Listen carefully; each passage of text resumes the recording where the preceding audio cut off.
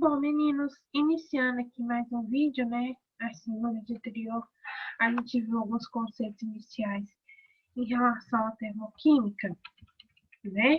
Agora aqui a gente vai para a parte de entalpia. Bom, quando eu falei, né, de calor, trabalho, falei de temperatura, agora eu vou falar da entalpia, que quando a gente está trabalhando com a termoquímica, né, a gente trabalha mais com o termo entalpia, tá? Quando a gente está estudando a termoquímica, a gente vai estudar o calor das reações, das reações químicas, tá? Só que esse calor das reações químicas, ele vai estar representado pelo termo entalpia, tá? Então, vamos ver o que é entalpia, tá? A entalpia, ela é representada pela letra H, tá? E como a entalpia é representada pela letra H, e a gente vai ver aqui qual que vai ser a diferença. Então, aqui, lendo com vocês esse parágrafo, olha a entalpia. Como a maioria das reações químicas ocorre em sistemas abertos em contato com a atmosfera, e admitindo-se a pressão atmosférica se mantém constante no local onde se realiza a reação, o calor trocado entre o sistema e a vizinhança é denominado entalpia, tá? Então, ou seja, quando a gente está se processando uma reação química, geralmente essa reação química acontece em sistema aberto, e essa reação química acontece com uma pressão atmosférica constante, né? A reação está acontecendo a pressão constante.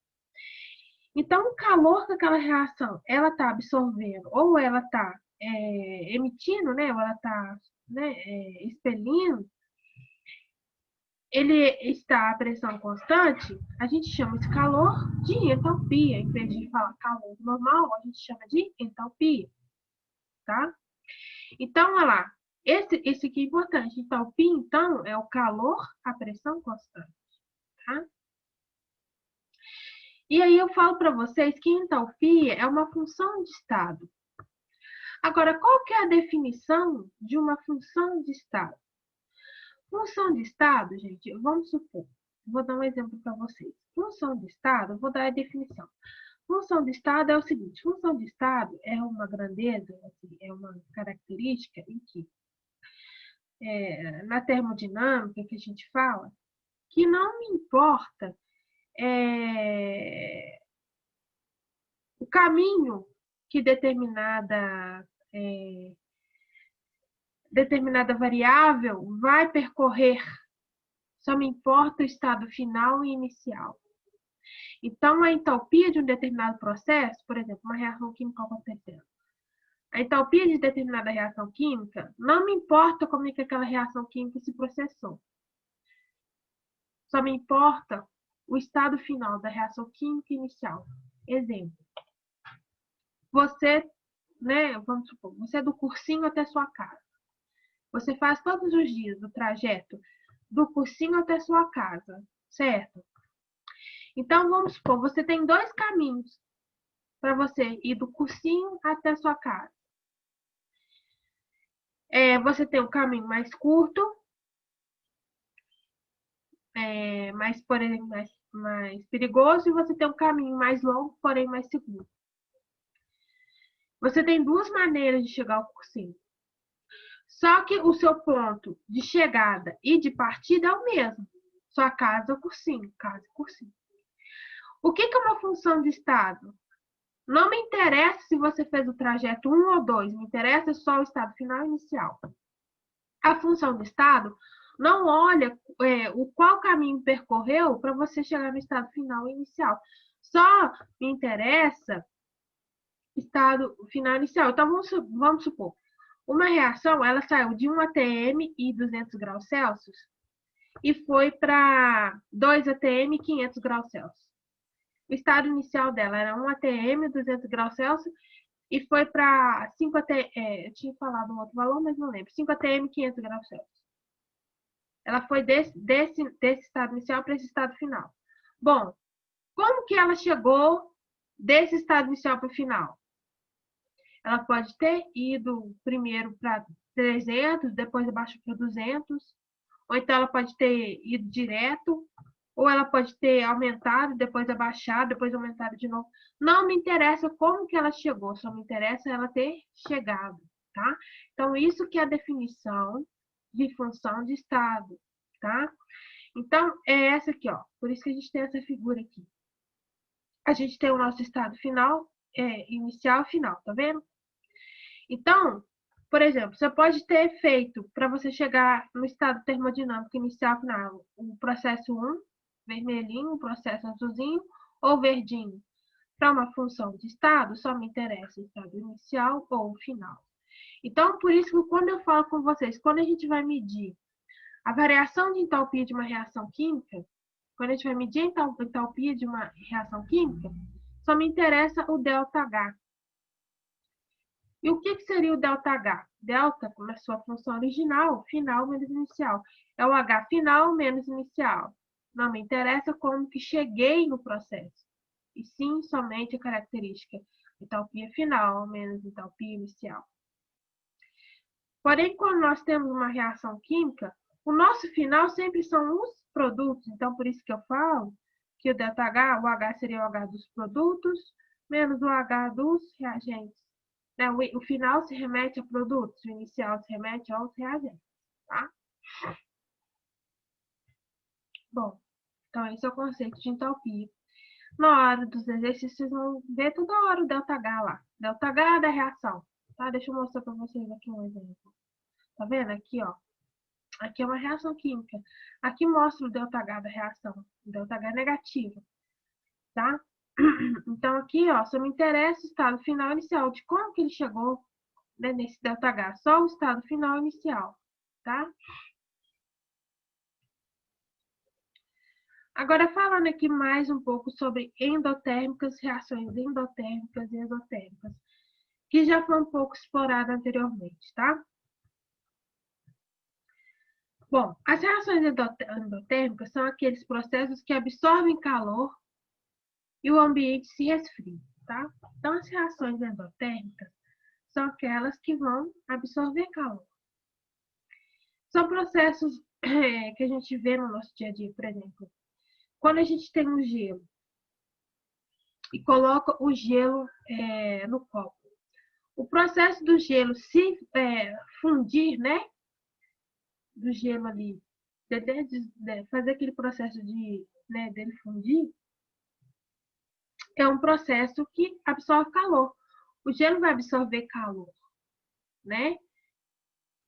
É característico quando a gente tem reações endotérmicas acontecendo, que o ambiente se resfria, tá?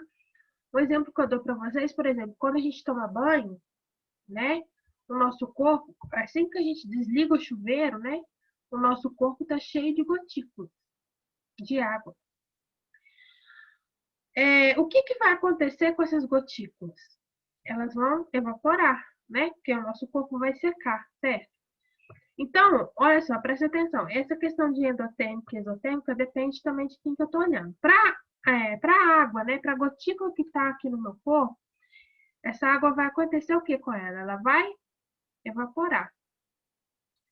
Quando ela evapora, gente, essa água está evaporando, é um processo o quê? Endotérmico. Então, para a gotícula, é um processo endotérmico, né? Ela vai evaporar, vai mudar de fase, vai ganhar calor. Só que de quem que ela vai tirar calor para evaporar? De mim. Então, eu sinto frio. Então, toda vez que nós, seres humanos, estamos perto de uma reação que está ocorrendo endotérmica, nós sentimos frio. Por quê? Para aquela reação ocorrer, ela retira calor da onde? Ela vai absorver calor. Mas ela retira calor da onde? Da vizinhança. Quem que é a vizinhança dela? Sou eu. Né? Então, ela tá tirando calor da vizinhança. A vizinhança dela sou eu, então eu sinto frio. Tá? Então, para mim, a reação para mim é exotérmica. Para ela, é endotérmica. Tá bom? Então, o processo que absorve calor e o ambiente se resfria, porque ela retira calor do ambiente para absorver, tá? Da vizinhança. Agora, as reações exotérmicas são aquelas que liberam calor. Então, reações exotérmicas, todas queimam, né? Toda combustão, né? Queima, o significado de queima pode ser combustão também. São reações que liberam calor. São reações que liberam calor para o ambiente. Agora, quando eu estou perto de uma reação que libera calor, o que eu sinto? Calor. Você está perto de um churrasco que está ali, né, queimando. Está acontecendo um processo de combustão. Você vai sentir calor, né? Então, libera calor para o ambiente, tá?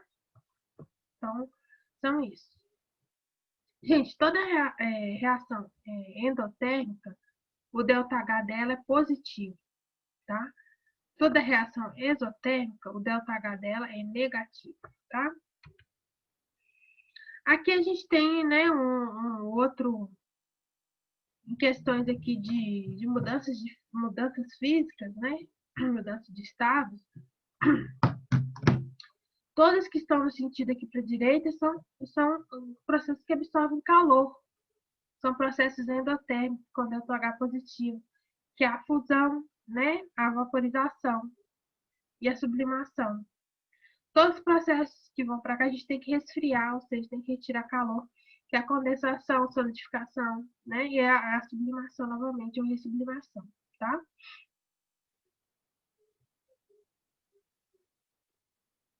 Aqui, pessoal, são dois gráficos, então eu vou terminar essa parte com esses dois gráficos. São dois gráficos que mostram os processos endotérmicos e exotérmicos. Deixa eu só voltar nessa parte aqui para vocês. Deixa eu só copiar aqui para vocês. Então, toda vez quando a gente está trabalhando com termoquímica, a gente vai ter reação química e no final da reação química vai estar mostrando o ΔH.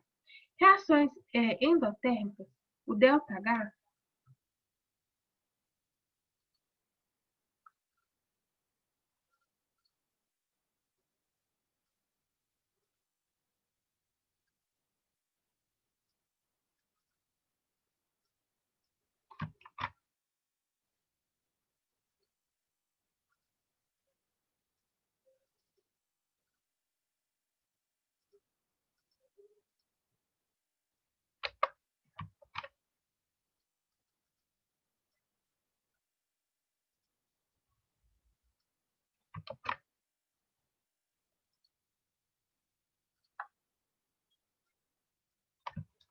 eu estou copiando esse ΔH maior que zero para a gente colocar aqui, ó.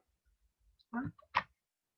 Então, reações endotérmicas, o ΔH, ele é maior que zero, tá, gente?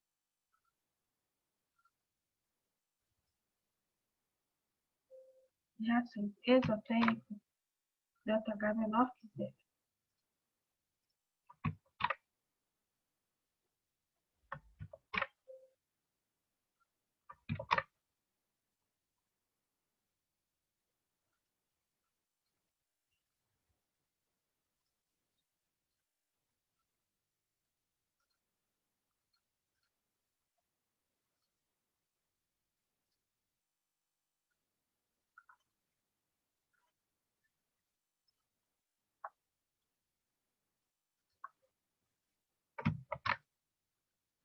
Então, todo no final de reação endotérmica, vocês vão ver que o ΔH vai ser positivo. No final de toda reação exotérmica, o ΔH vai ser negativo. Um exemplo aqui, ó, quer ver? Aqui, ó. Aqui, reação ΔH menor que zero, ou seja, negativo. Reação exotérmica, exotérmica, exotérmica, tá vendo? Agora aqui, quer ver? Deixa eu ver se eu acho outro exemplo. Reação exotérmica.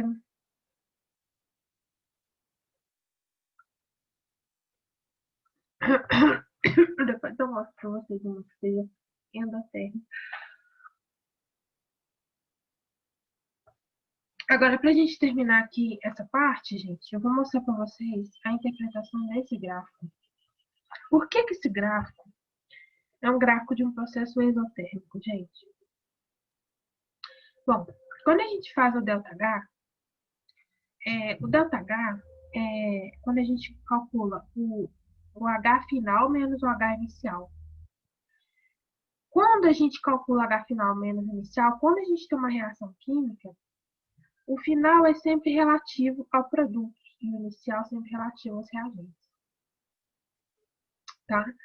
Então, ou seja, quando uma reação é exotérmica, o delta H, o H dos reagentes, tá vendo? A entalpia dos reagentes, ela tem que ser maior que a entalpia dos produtos. Então, quando vocês olham aqui esse gráfico, tá vendo que a entalpia dos reagentes, né? O nível aqui, ó, tá vendo essa linha vermelha dos reagentes? Ela tá acima dos produtos, tá vendo? Então, quer dizer que a entalpia dos reagentes, nesse gráfico, ele é maior que a entalpia dos produtos. Tá vendo? E quando a gente faz, né, quando a gente olha, a gente vê que quando, né, um decréscimo, né, aqui em relação do início da reação até o final da reação, tem um decréscimo de entalpia, tá vendo? A entalpia tá caindo. Ó, tá vendo? Tá caindo, olha aqui, acompanha com o gráfico. Então, se a entalpia tá caindo, esse ΔH é menor que zero.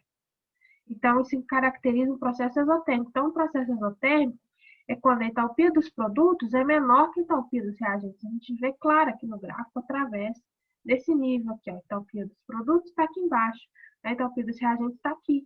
Quando a gente vê, houve um decréscimo, né, ao longo do tempo. Então, processo exotérmico. Diferentemente do que acontece no próximo slide, é o processo endotérmico. Olha só. A entalpia dos reagentes está aqui embaixo. O que acontece ao longo do tempo? Há um acréscimo de entalpia. A entalpia dos produtos está lá em cima, né? À medida que o tempo vai passando, há um aumento de entalpia. Então, a gente tem aqui que esse processo é um processo que endotérmico, com ΔH maior que zero, tá? Bom, agora essa parte aqui são os métodos de calcular os ΔH, tá? Que é o método de resolução dos exercícios. Então, esse aqui eu vou passar para vocês no próximo vídeo, não agora, tá? Então, aqui a gente fica com a parte teórica, tá? Dessa parte de termoquímica. Desejo a vocês um bom estudo, tá? E disciplina aí nos estudos, tá bom? Um abraço, até as próximas aulas. Tchauzinho.